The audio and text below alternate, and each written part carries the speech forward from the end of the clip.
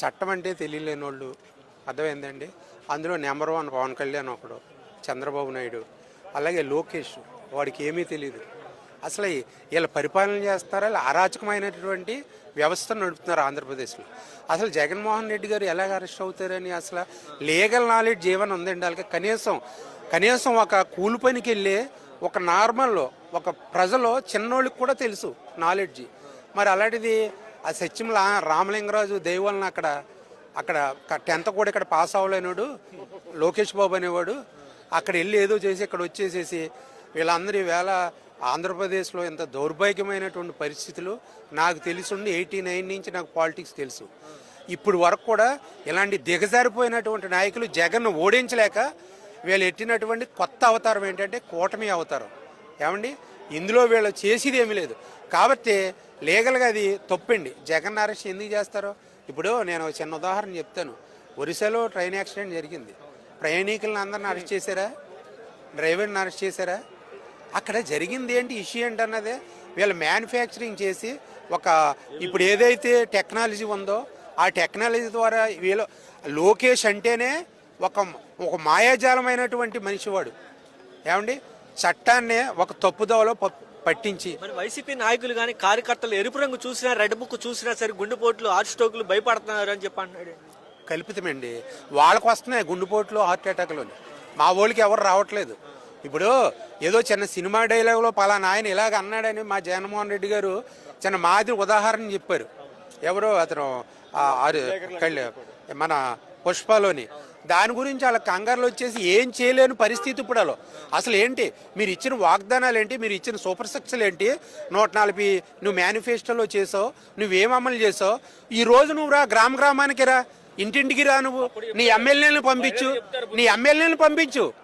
నువ్వేంటి ఆర్గ్యామెంట్ పూర్తి అయిపోయినా ఎవరైనా మాట్లాడితే 4 కోస్తాను 4 మందం అయిపోయినట్టు నా 4 తీసేయమనండి. నేను ఒక దళితుని, నా 4 తీసేయమనండి. అంటే మాకు ఇచ్చిన హక్కుని రాజ్యాంగం కల్పించినటువంటి మాట్లాడడానికి లేదా? రైట్ టు ఫ్రీడమ్ లేదా? రైట్ టు స్పీచ్ లేదా?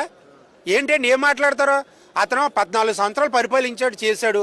ఒకసారి వెన్నుపోటు పొడిచి గత ఎన్టీఆర్ గారు, సీనియర్ ఎన్టీఆర్ గారికి వెన్నుపోటు పొడిచి వచ్చాడు.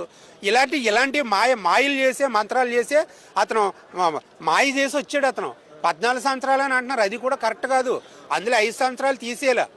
ఇప్పుడు మంచి పరిపాలన, సుపరిపాలన చేయాలండి. ఇప్పుడు లీగల్ నాలెడ్జీ లేనోడు అలా మాట్లాడుతున్నాడు అంటే ఏం చెప్తావు? ప్రతి ఓడు మాట్లాడమే. పవన్ కళ్యాణ్ ఊగిపోయాడు, ఎలాగెలాగలా ఊగిపోయాడు. మరి ఇప్పుడు ఎందుకు ఊగిపోవట్లేదు? పరిపాలన అయిన తర్వాత సోగామి కేసు అన్నాడు, 30,000 మంది అన్నారు. ఆడెవడాడు చింతకన్నా అయ్యన్న పాత్రుడు. అసలు ఆడు బుర్ర ఉంది ఆడికి అసలనే. వాడు నేను అనకూడదు, ఆ వాలంటరీ లంగిల్లారని తిట్టాడు. మీకు కావాలంటే నేను ఆ క్లిప్పింగ్లు ఇస్తాను, మీకు తెలుసు.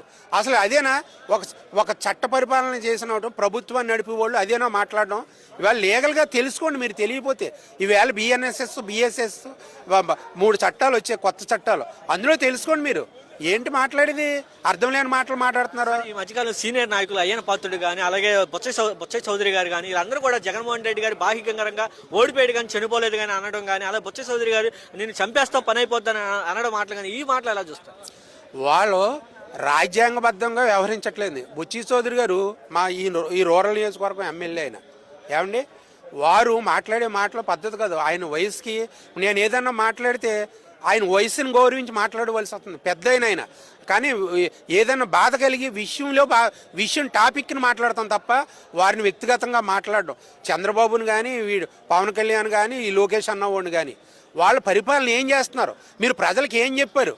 మీరు ఏం చేస్తున్నారు? మరి ఈసారి జగన్మోహన్ రెడ్డి ఒక్క సీటు కూడా రాదు, లాస్ట్ టైం 11 అన్న వచ్చిందని చెప్పి ఈసారి ఖచ్చితంగా రానేమో అని చెప్పి మన పవన్ కళ్యాణ్ చెప్తున్నాడు. ఏమండి, మేము ఫస్ట్ బై ఎలక్షన్ అప్పుడు మాకు ఎన్ని సీట్లు వచ్చాయి స్టార్టింగ్లోని? కేవలం విజయమ్మ గారు, మా జగన్మోహన్ రెడ్డి గారు ఇద్దరమే స్టార్ట్ అయ్యాం. మేము వారితో మేము నడిచాం. రాష్ట్ర ప్రజలందరూ, ఒక రైతు, ఒక విద్యార్థి, అలాగే కార్మికుడు, ఆటో కార్మికుడు, మొత్తం అందరూ ఆశీర్వదించారు కాబట్టి వాళ్ళు అలాగ రావడం జరిగింది. కానీ అది తప్పండి. 11 సీట్లు అంటే వాళ్ళకి మాకు ఎంత అండి తేడా? ఇప్పుడు ప్రజలందరూ తెలుసు, ఈవీఎం మ్యానుఫ్యాక్చరింగే కదా, అందరికీ తెలుసు కదా. ఈవేళ అందరికీ తెలిసిన విషయం. ఏమండి, అది తప్పు. వాళ్ళ భాష మార్చుకోవాలి ప్రధానంగానే. ఇంకొక రాయిపేట అరుణ, ఆవిడేటో ఊరికే గీకేసుకుంటుంది, ఏటో అర్థం అవ్వట్లేదు.